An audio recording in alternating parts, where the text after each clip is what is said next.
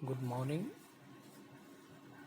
आज हम करेंगे probability current density and probability density, प्रायिकता धारा घनत्व और प्रायिकता घनत्व। ये एक तरह से श्रोडिंगर इक्वेशन को फिज़िकली रियलाइज़ करने का तरीका है कि जैसे आप जानते हैं कि टाइम डिपेंडेंट श्रोडिंगर इक्वेशन जो है वो लिखी जाती है इस रिलेशन से, iota H cross del psi by del T equal to minus H cross square upon 2m del square psi plus V psi. ये श्रोडिंगर इक्वेशन है। इस इक्वेशन को मार्क कर दीजिए 1। यदि आप इसी इक्वेशन का कॉम्प्लेक्स कॉन्जुगेट ले लें तो कॉम्प्लेक्स कॉन्जुगेट का मतलब जहाँ आयोटा है उसके यहाँ पे माइनस आयोटा, और जो भी कॉम्प्लेक्स है उस पर आप स्टार लगा दें ताकि स्टार का मतलब आयोटा की जगह पे minus iota. So minus iota h cross del psi star by del t is equal to minus h cross square upon 2m Laplacian of psi star plus v psi star। इसको कहिए equation number 2। अब equation 1 को Sai star से multiply करिए और equation 2 को साई से multiply करिए और सब्ट्रैक्ट कर दीजिए। दोनों साइड को यदि सब्ट्रैक्ट करेंगे आप तो देखिए iota H cross common, psi star del psi by del T plus psi del psi star by del T bracket close is equal to minus H cross square upon 2m psi star del two psi minus psi del two psi star, और last term जो है वो we Sai वाली और we Sai star वाली। ये multiplication जब करोगे आप तो उसके बाद डिफरेंस लेंगे तो ये कैंसिल हो जाएंगे। अब देखिए यहाँ पर हमने नेक्स्ट स्टेप में लिखा है iota H cross del by del T of psi star psi, तो ये पहली दोनों टर्म्स मिल करके तो ये मल्टीप्लिकेशन बन जाएगा। Minus H cross square upon 2m, ये जो नेक्स्ट टर्म है इसको लिखा जा सकता है divergence of psi star del psi minus psi divergence of divergence of psi star gradient of psi minus psi gradient of psi star bracket close. ये कहाँ से लिखा गया है वो देखिए कि आप जानते हैं कि एक प्रॉपर्टी है वेक्टर कैलकुलस की, आइडेंटिटी है ये कि divergence of phi A is equal to phi divergence of A plus A dot gradient of phi.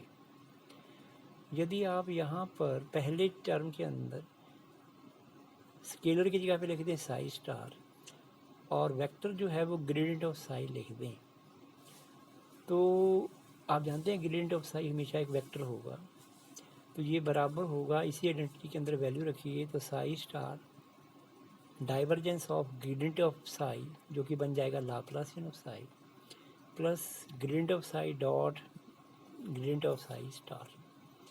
इसी तरह से यदि आप divergence of psi del psi star करें तो ये भी आपको यही देगा, psi Laplacian of psi star plus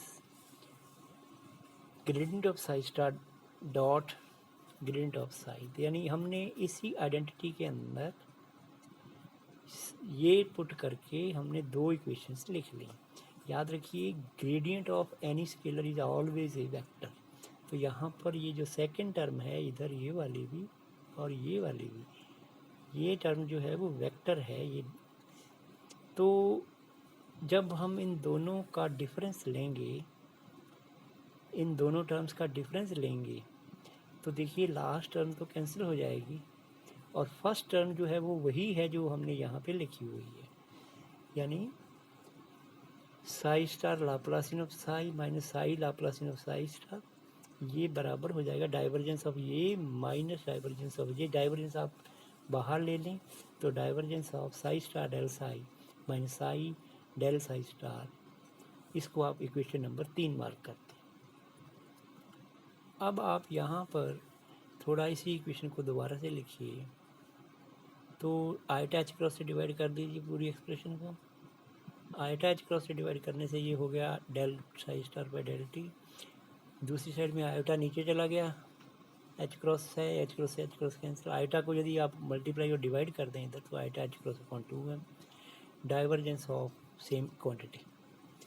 या सारी टर्म्स को एक तरफ ले आइए, del psi star psi del T plus divergence of constant है iota H cross upon 2m, इसको अंदर ले जाइए, ये टाइम्स ये जो ब्रैकेट में लिखा हुआ है ये इज इक्वल टू 0। अब आप देखिए यहाँ पर साई स्टार साई को लिख दीजिए प्रोबेबिलिटी डेंसिटी, और ये जो बाकी लिखा हुआ है एस, बाकी सब को लिख दीजिए iota H cross upon 2m, ये वाला टर्म, इसको बोलिए प्रोबेबिलिटी करंट डेंसिटी यानी प्रायिकता धारा घनत्व। तो ये इक्वेशन बन जाएगी del P by del T plus divergence of S is equal to 0। ये इक्वेशन को मार्क कीजिए 4, इस इक्वेशन से आप फेमिलियर होंगे। इलेक्ट्रोडायनामिक्स के अंदर भी बिल्कुल इसी तरह की इक्वेशन होती है जिसको del rho by del T plus divergence of J जो होता है वो करंट डेंसिटी होता है और रो जो होता है वो चार्ज डेंसिटी होता है। तो इस इक्वेशन को कहा जाता है सांतता समीकरण या कंटिन्यूटी इक्वेशन। तो ये कंटिन्यूटी इक्वेशन है ये जो लिखी हुई है, लेकिन ये किसमें है, प्रोबेबिलिटी डेंसिटी और प्रोबेबिलिटी करंट डेंसिटी के बीच। यदि आप इस इक्वेशन को किसी वॉल्यूम v पर इंटीग्रेट करें तो del P by del T D V plus divergence of S D V is equal to 0, या इसको इज इक्वल, दोनों को इज इक्वल टू के साइन को अलग अलग ले जाएं, दोनों टर्म्स को अलग अलग साइड में, तो minus del by del T P D V is equal to divergence of S D V integral of V. यदि यहाँ पे गॉस डाइवर्जेंस थ्योरम यूज़ की जाए तो सरफेस इंटीग्रल में बदल दीजिए S dot N cap D S. अब इसका जो भौतिक अर्थ है वो आप थोड़ा समझिए कि ये पी डी वी है, ये है पी है प्रोबेबिलिटी डेंसिटी, यदि इसको आप आयतन पे इंटीग्रेट कर दोगे तो ये हो गया आयतन पी, आयतन वी के अंदर किसी पार्टिकल के पाए जाने के चांसेस, और ये किसके बराबर हैं, ये डेल बाई डेल टी यदि लगा देंगे इसके पहले तो इसका मतलब किसी भी आयतन v के अंदर किसी पार्टिकल के पाए जाने के चांसेस जो है वो किस रेट से बदलेंगे। और यदि माइनस लगा रहे हैं तो माइनस का मतलब ये है कि किसी भी वॉल्यूम के अंदर किसी भी पार्टिकल के पाए जाने के चांसेस की रेट ऑफ डिक्रीज, यानी उसके बाहर निकलने की जो प्रोबेबिलिटी है किसी आयतन v में से, that is equal to S dot N cap D S, यानी प्रोबेबिलिटी जो करंट डेंसिटी है, प्रायिकता धारा घनत्व है, उसको नॉर्मल कंपोनेंट को उस आयतन को बंद करने वाली पृष्ठ के ऊपर यदि जोड़ दिया जाए तो कण के पाए जाने की प्रायिकता में कमी की दर के ये बराबर आएगा। यही प्रायिकता के संरक्षण का नियम भी कहलाता है। यदि मान लीजिए एस 0 हो, यानी current density probability current density 0 हो, तो del by del T P D V ये भी 0 होगा, यानी पी डी वी कॉन्स्टेंट होगा, यानी psi star psi D V is equal to constant. इसका मतलब पार्टिकल के उस रेंज के अंदर जो पाए जाने के चांसेस हैं वो कांस्टेंट रहेंगे यदि ऐसा है तो।